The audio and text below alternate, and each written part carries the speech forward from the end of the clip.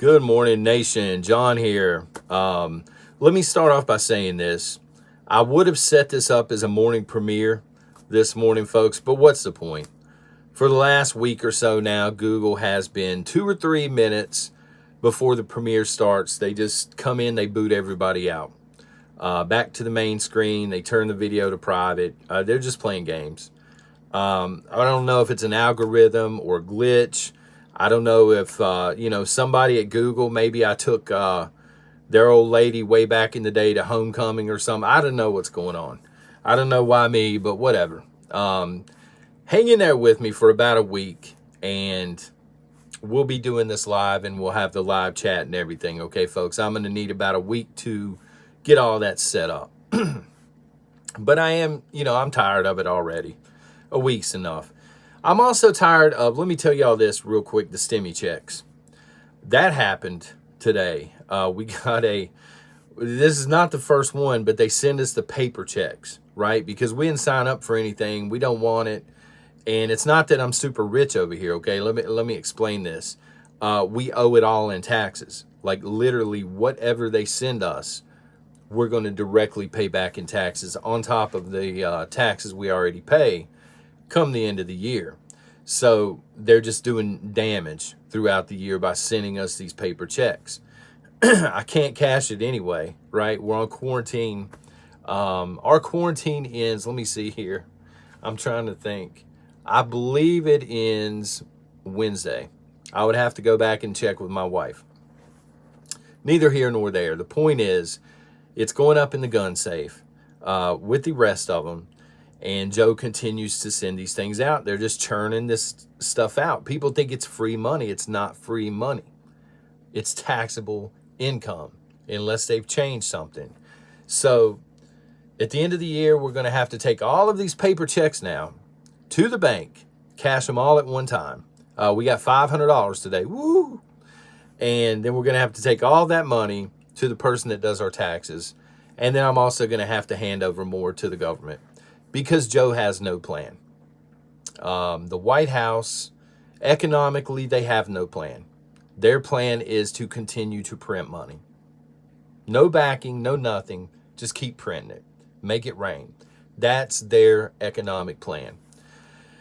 They also have, it seems like, no plan for Afghanistan, which is what I really want to talk about this morning. I mean, there's no real strategy involved. This is painfully obvious now. And to be fair, Trump did say, hey, I want to pull, our troops out of the Middle East. But he didn't want to pull them out all at one time. You know what I mean? It is a circus over there right now, what is going on. And the entire world is watching this nonsense play out. He's putting a lot of people in danger, both troops and also personnel that work at the embassy. And, any Americans that may still be over there for nothing. Because his generals are morons. I don't have a problem saying it. They got beat in a 20-year war. Now, that's not all on Joe. That's on both sides of the aisle. He hasn't been there for 20 years, but he's been there long enough to not be able to dump this in Donald Trump's lap, right? This is on Joe. Joe has been there long enough now to make these kinds of decisions. He supposedly has intelligent people around him to keep him informed, and nobody seems to know what they're doing. I just read, it's right here, they are sending 1,000 paratroopers in to, protect the extraction of the personnel and, some of the more sensitive material that they don't want to destroy. They're destroying a lot of it, most of it actually, but they're also going to have 5,000 troops on standby in, I believe, Kuwait is what it's saying. So, to recap, Joe says, for political points, we're pulling all of our people, we're bringing them home right now. We've been over there too long, son. He pulls the soldiers out. And in a matter of 2 weeks, the Taliban have taken Afghanistan. I mean, it is down to like the last little corner left where the embassy is at. So now he is not only sending troops back in, but he is starting to build troops back up in Kuwait. So we have actually gained nothing, put a lot of people in harm's way, looked insanely weak on a global scale, and we're now a laughingstock of the world when it comes to, folks, we're the strongest military in the world. But what this tells me is these people can't manage anything, anything. So we have, all of this funding for, the Department of Defense. We have all this funding for all of this stuff, and it's all being mismanaged. Joe has so much dirt on his hands right now. And another thing that annoys me, let me just say this, okay? Let me just say this. And I will give President Trump this much credit because he was smarter than this. The people he had in place were smarter than this. I'm on the internet right now, and I have in front of me the amount of troops and where they are going to be stationed before they even get there. The Biden administration and his generals telegraph everything. This is not something President Trump did, okay? There's no reason that our enemies should know, hey, we've got 1,000 people on the way, paratroopers, and we're going to have, X amount stationed in Kuwait. They should not have this kind of information. You're giving them information for free. You're an idiot. In terms of, military strategy, this is just opinion. Are we seeing ourselves are we going to be tied up in another 20-year war? Is that what's coming, with the buildup in the Middle East again and everything? Personally, I think we are about to see a 20-year war, but not in Afghanistan. I think it's going to be here at home. I want to shift over here to the United States now. And I'll put this intel down below. So two groups, I guess it was two, it may have been more than two, but it was an alt-right group and the Tifas. They were clashing hardcore in Los Angeles today. This is not just, hey, let's throw rocks or, trash can shields. There were beatdowns going on. People were being sprayed, etc. And the LA police officers, law enforcement, they were there. And they did not intervene. No arrests have been made, which is mind-blowing to me.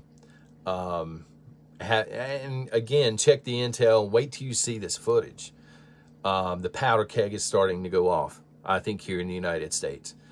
And so these two groups, what I will say about these two groups is neither one seems willing to back down. I don't think they're going to back down.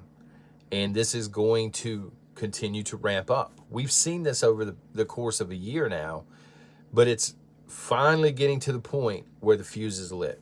Okay, so this has been, I would say for the last year, we have seen build up of, kind of like lines being drawn in states with Florida and Texas and Louisiana and Oklahoma, etc. And then, of course, your Pacific Northwest and D.C. You guys get it. The ultra-liberal governors and the conservatives. Now you're seeing a breakdown of Congress and Senate. They're just not working together anymore. They haven't worked very efficiently for a while, but now it's getting to the point, and we saw this leading into the first Civil War, where they're not willing to be in the same room together. They're not willing to vote on anything. They want nothing to do with each other. The people of these states really don't want anything to do with each other. These two groups, these two extremist groups, and I realize, the alt-right, some of it's militia, and I always get those emails, folks. I'm not trying to bash militias. If you're in a legal militia, I have nothing at all wrong with that, okay? But what I'm saying is, legal or not, the militias and these groups, these armed groups, they don't seem to be willing to negotiate. They don't seem to be willing, to budge, not an inch. And then, so you take this and you combine it with everything else that's going on, okay? I don't think Afghanistan is a distraction, but I think that's a long-term problem.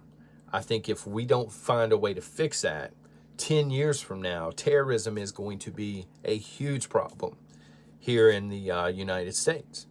September 11th style. Excuse me, guys. But I'm talking about more of the short-term stuff that we're already seeing. Over-the-counter medications, they're flying off the shelves. This is something that we were noticing here. This is a problem that my mother-in-law has been the one going out and getting stuff for us while we've been locked down. She has run into this problem, not just at Walmart, but all over the place with over-the-counter medicines. I've also had several people email and say, it's a problem where I'm at as well. Over-the-counter medicines, they're disappearing. Mandates are coming back tenfold. Like they're piling on. It seems like every day mandates are being, reinstated somewhere, and they're more draconian this time around. Lockdowns are coming. I mean, we've seen this song and dance before. We saw it in 2020. Take a second.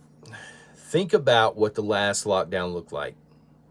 Take a second and think about all of the items that you could not find that you needed, and all of the panic shopping that was going on.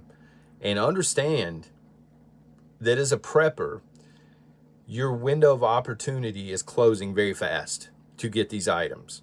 If there's anything that you need to solidify your preps, be it one thing people do sleep on, and I'm going to go ahead and mention this. We've been using them a lot this week.